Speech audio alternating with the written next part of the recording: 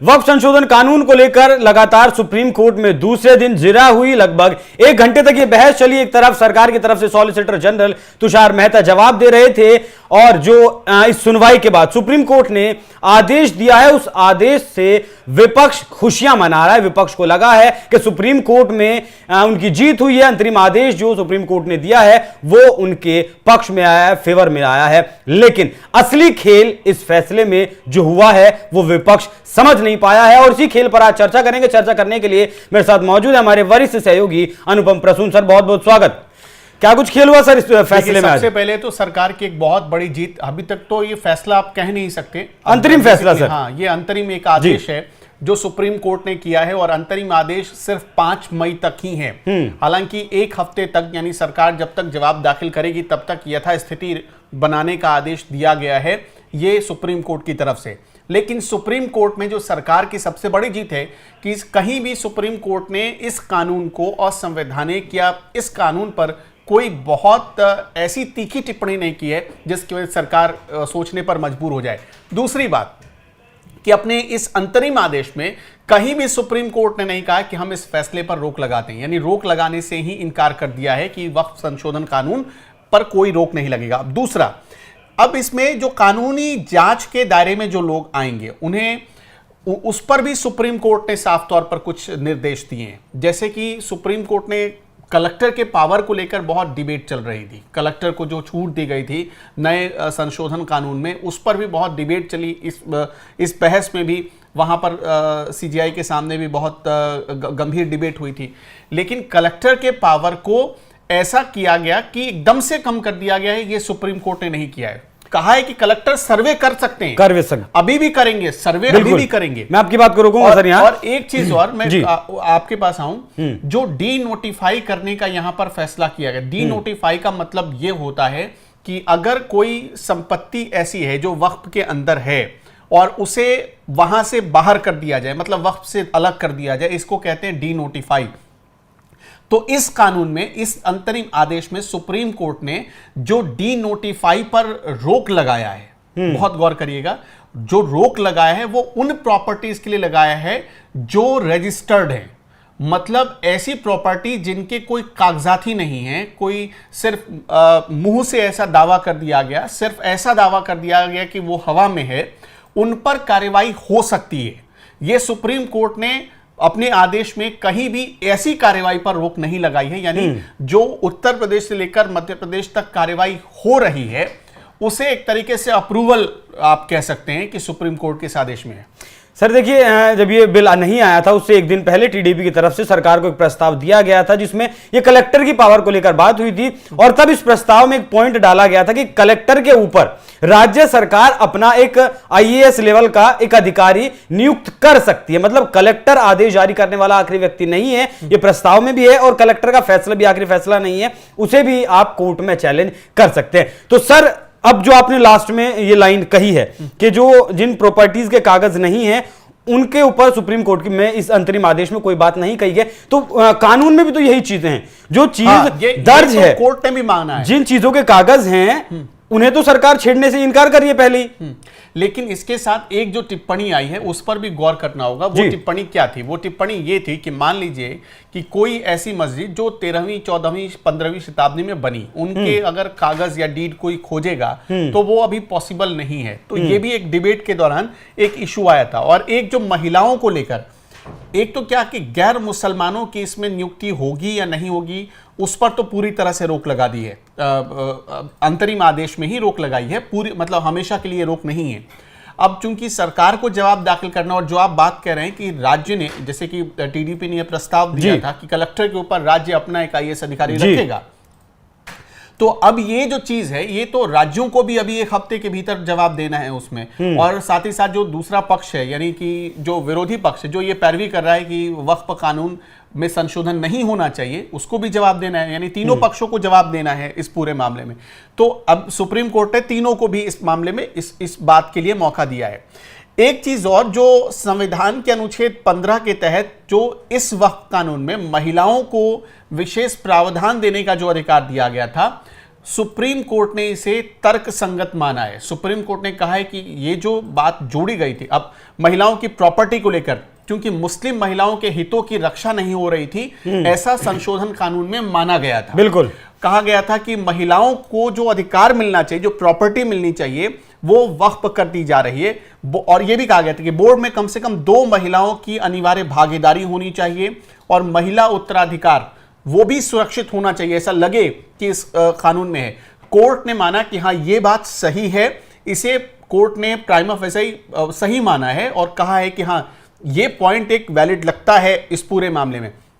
अब देखिए, सरकार ने जो इस पूरे बहस के दौरान जो तर्क दिया था, जो एसजी ने तर्क दिया था कि बोर्ड ने, यानी वक्फ बोर्ड ने संपत्तियों का दुरुपयोग किया है और सरकारी, कई ऐसी सरकारी संपत्ति जिसमें गिनाया गया कि वहां पर देखिए संसद पर दावा ठोक दिया गया, रेलवे की जमीन पर दावा ठोक दिया गया।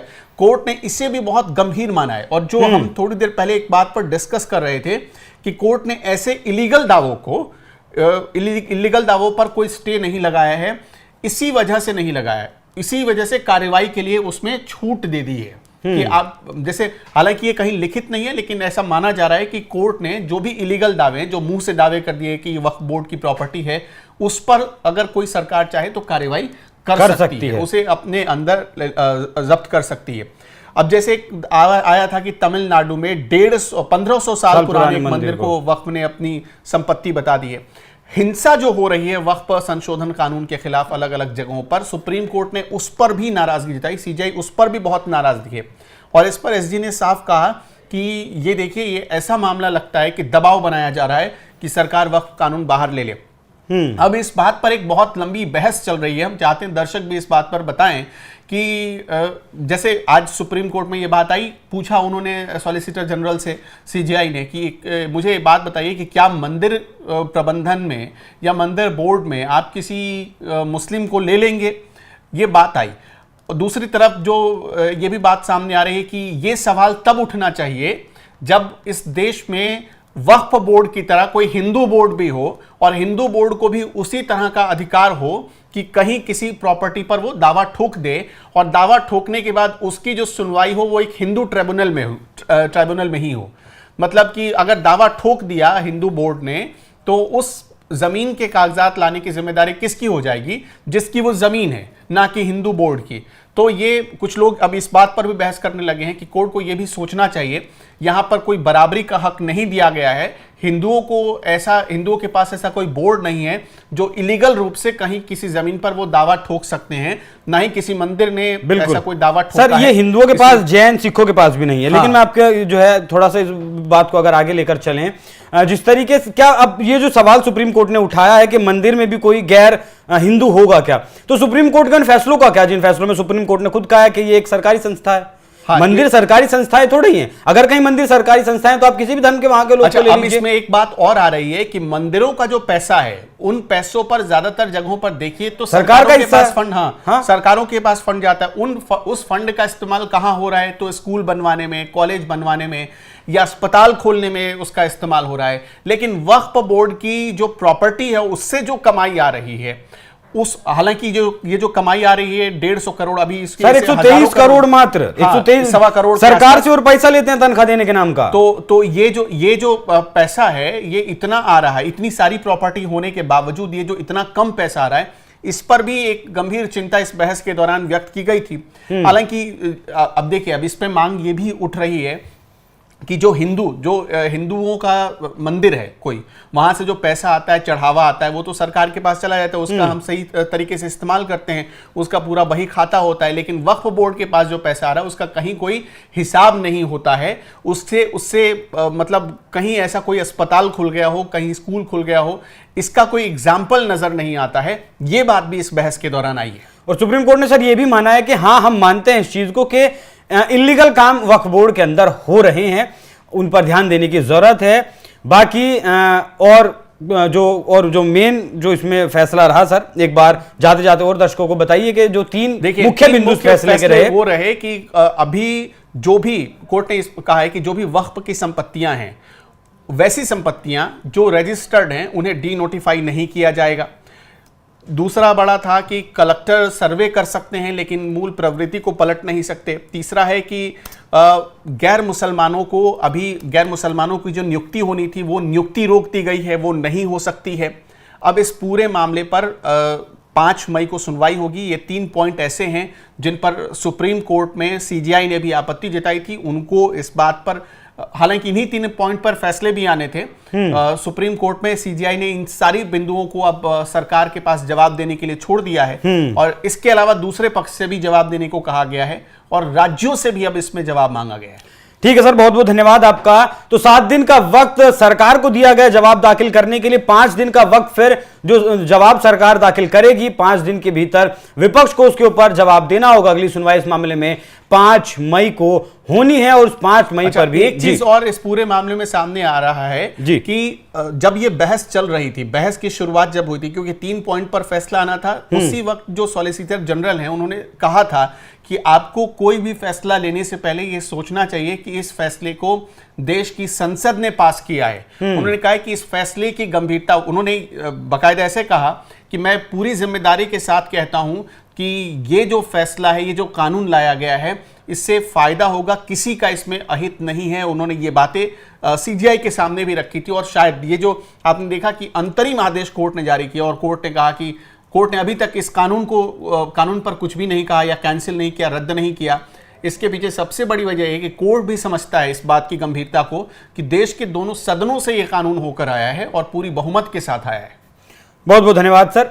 तो अब निगाहें रहेंगी कि 5 मई को अगली सुनवाई में क्या कुछ होता है। इस बीच देखा जाएगा, विपक्ष अलग अपनी जीत बता रहा है हालांकि इसे, और सरकार की तरफ से भी इसे अपनी जीत बताई जा रही है। लेकिन जो मेन मुद्दा वो यही है कि जो इलीगल प्रॉपर्टीज हैं, जिनके कागजात नहीं है, उन पर अभी भी कार्रवाई हो सकती है, अभी भी उनका सर्वे हो सकता है। और वक्फ एक्ट को, वक्फ कानून में संशोधन करने का मेन मकसद सरकार का यही है कि जो इलीगल प्रॉपर्टीज हैं, जिन सरकारी जमीनों पर वक्फ के नाम पर दावा ठोका गया, जिस तरीके से अगर एग्जाम्पल उत्तर प्रदेश का लें, लगभग 14,000 एकड़ भूमि पर वक्फ दावा करता है, लेकिन 11,712 एकड़ जमीन यूपी में सर्वे में सरकारी भूमि पाई गई है। तो जिन जमीनों को कागज नहीं है, उन जमीनों पर अभी भी सर्वे हो सकता है। बाकी आपको चर्चा कैसी लगी कमेंट कर जरूर बताइएगा। नमस्कार।